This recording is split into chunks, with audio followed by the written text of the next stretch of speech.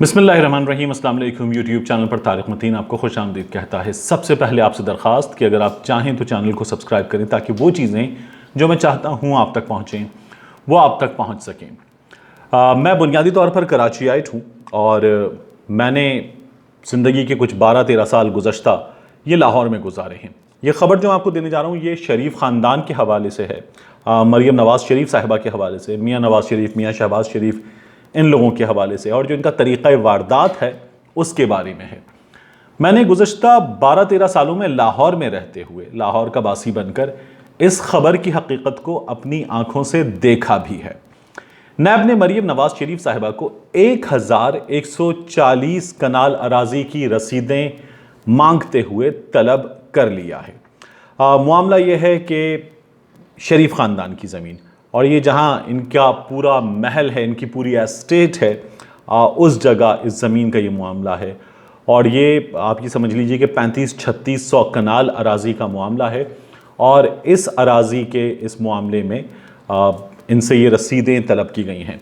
नैब ने जो है 11 अगस्त को मरियम नवाज़ शरीफ साहिबा से जवाब मांगा है। नैब ने उनसे 3 चीज़ें मांगी हैं। ये 3 चीज़ें मैं आपके हवाले कर देता हूँ। नैब ने कहा है कि बताइए ये जो 1440 कनाल अराजी है, इसमें आपने इसे किस रकम से ख़रीदा, इस पर आपने कितना टैक्स अदा किया है, और ड्यूटी वगैरह जो अदा की है, जो तमाम कानूनी मामलात लवाजमात हैं उनकी तफसीलात बता दीजिए। तो 11 अगस्त की तलबी है मरियम नवाज़ शरीफ साहिबा की, तमाम डॉक्यूमेंट्स के साथ उनको बुलाया गया है। नैब ने यह भी कहा है कि अगर उन्होंने इस ज़मीन में से कुछ बेच दिया है तो उसकी तफसील भी वो नैब को फराहम कर दें।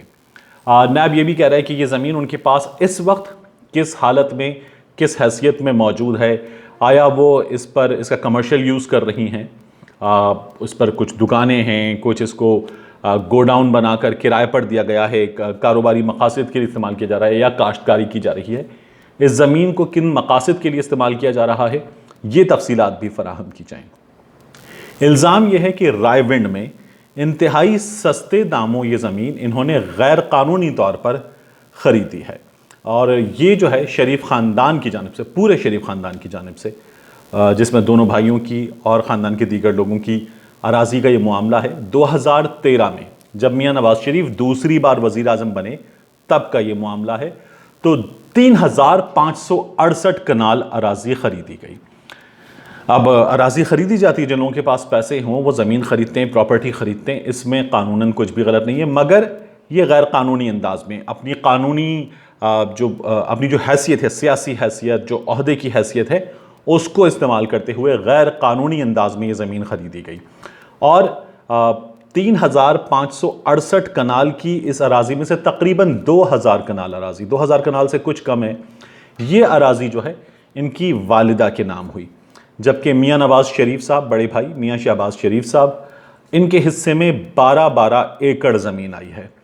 तो 2015 में इन्होंने ये जो वारदात डाली थी, इसका तरीक़ा ये था कि आहद ख़ान चीमा, जो फिर नैब की हिरासत में रहे, आहद ख़ान चीमा के ज़रिए, ये LDA के चीफ़ थे, तो इनके ज़रिए लाहौर शहर का मास्टर प्लान तब्दील किया गया, और लाहौर शहर का मास्टर प्लान तब्दील करते हुए इन्होंने ये ज़मीनें जो हैं, जो ख़रीदी थी गैर कानूनी तौर पर, और इनके साथ इन्होंने ये किया कि यहाँ आपने देखा एक जुमला इमरान खान साहब बोलते हैं, तुम्हारे बाप का पैसा है। ये ऐसा लगता है कि ये जो मुल्क है ये बाप की जागीर है, सिर्फ इनकी नहीं, इनकी भी, पीपल्स पार्टी के बड़ों की भी, और हमारे यहाँ दीगर सियासी जमातों के भी जो बड़े हैं उनका रवैया यही है। ऐसा लगता है कि मुल्क इनके वालिद की जागीर है। तो यही रवैया हमें यहाँ पर भी नज़र आया। एक तो ये ज़मीनें इन्होंने अपने ओहदों का इस्तेमाल करते हुए सरकारी अफसरान को कहीं धौंस के ज़रिए, कहीं धांधली के ज़रिए, कहीं रिश्वत के ज़रिए, कहीं ट्रांसफ़र के ज़रिए, कहीं उस मुख्तलिफ़ अहम ओहदों के लालच के ज़रिए हासिल की हैं, इंतहाई नाम नेहाद कीमत अदा की है। तो नैब के डॉक्यूमेंट्स ये भी बताते हैं। और फिर इसमें इन्होंने जो है आहद ख़ान चीमा का इस्तेमाल किया, सरकारी मशीनरी का इस्तेमाल किया, और जो इनका जाती उमरा का महल है उसके इर्द गिर्द, जहाँ पर इनका ये हॉस्पिटल भी है, उसके इर्द गिर्द इन्होंने ये किया कि आसपास ज़मीनें खरीदना ये गैर कानूनी करार दे दिया गया। इसके लिए एक लेटर जारी हुआ और एक हुक्मनामा जारी हुआ और उस हुक्मनामे के ज़रिए यहाँ पर जो है इसे तमाम रकबे को ग्रीन लैंड करार दे दिया। यानी शरीफ ख़ानदान ने जब ज़मीनें ख़रीद ली, अपना महल बना लिया, बाकी इस पर अपनी चीज़ें बना ली, तो उसके बाद आसपास जो ज़मीन है, और ये इंतहाई पुरकशिश ज़मीन है, ये ज़मीन बहुत सस्ते दामों मिल रही थी, यहाँ पर ज़मीनें बहुत बिकी हैं। यहाँ पर लाहौर शहर में सबसे ज़्यादा हाउसिंग सोसाइटीज़ इन तमाम एरियाज़ में बनी हैं। लाहौर शहर फैला इसी जानिब है, सबसे ज़्यादा लाहौर शहर का फैलाव इस जानिब हुआ है। तो यहाँ आप देख लीजिए बड़े बड़े प्रोजेक्ट्स, वो बहरिया का प्रोजेक्ट हो इस एरिया में, बहरिया ऑर्चर्ड हो, लेक सिटी हो, फ़ज़ाइया का प्रोजेक्ट हो, फिर उसके बाद आइकॉन है, दीगर बड़े बड़े इत्तेफाक ग्रुप के मंसूबे हैं। तो ये तमाम बड़े ग्रुप्स जो हैं इन्होंने तमाम काम इस एरिया में किए हैं। लेकिन जो इनका जाती उमरा महल है, उस महल के आसपास की जो ज़मीनें हैं, उन ज़मीनों को कोई भी ना ख़रीद सके। कोई शहरी अपने जायज़ पैसों से भी उसकी ख़रीदारी करके वहाँ अपने लिए घर बनाए, वहाँ तामीराती मंसूबा बनाए, उससे कुछ लोगों को रोज़गार मैसर हो, उससे कुछ फ़ायदा हो, उससे कुछ मईशत हो, कुछ इकॉनमी चले, इन्होंने उसके लिए रोक दिया। जहाँ हम हैं वहाँ किसी का कोई काम नहीं। आपको वो बचपन की कहानी याद होगी कि एक शख्स था, उसने बड़ा खूबसूरत महल बनाया हुआ था। उस महल के सामने एक गरीब की झोंपड़ी थी। उसे वो झोंपड़ी बड़ी बुरी लगती थी कि मेरे खूबसूरत महल के सामने ये गरीब की झोंपड़ी जो है ये बड़ी बुरी लगती है। उसने एक रोज़ वो जो गरीब की झोंपड़ी थी उससे आग लगा दी। पहले कोशिश की कि हट जाए, जब नहीं हटी, ये गरीब की झोंपड़ी लीगल थी, तो उसने उसे आग लगा दी। और आग लगाने के बाद जब वहाँ से चिंगारियाँ उड़ी तो उन चिंगारियों में से कुछ चिंगारियाँ अमीर के महल में गिनी और अमीर का महल भी जलकर राख हो गया। ये कहानी जो है ये कुछ ऐसी ही कहानी है। इन्होंने गरीब की झोंपड़ी ही नहीं बनने दी, गरीब का मकान नहीं बनने दिया, गरीब का दरमियाना दर्जे का घर नहीं बनने दिया। अगर कुछ लोगों के पास पैसा था तो उनको गरीबों के लिए इस इलाके में सस्ते घर बनाए गए हैं, वो भी नहीं बनाने दिए गए। और इन्होंने आसपास का तमाम एरिया, अपने जाती उमरा एस्टेट के आसपास का तमाम एरिया ग्रीन लैंड करार देकर उससे जो है वो ये लॉ पास करवा दिया कि यहाँ तामीरात नहीं होंगी, यहाँ ज़मीन नहीं बिकेगी, और अब इनका महल, इनकी एस्टेट जो है वो महफूज है। इन्होंने एक और काम किया था। जब ये 2013 में वज़ीर आज़म थे तो इस तमाम इलाके में, पूरे लाहौर में बेतहाशा बिजली जाती थी। मियाँ शहबाज शरीफ साहब जाकर बैठ जाते थे मीनारे पाकिस्तान पर टेंट लगाकर, पंखा हाथ में लेकर। ख़ुद मरकज़ में हुकूमत पीपल्स पार्टी की और सूबे में ख़ुद हुकूमत चला रहे थे, लेकिन उसके बावजूद बुरी तरह से अपने ही शहर में एहतजाज करते थे।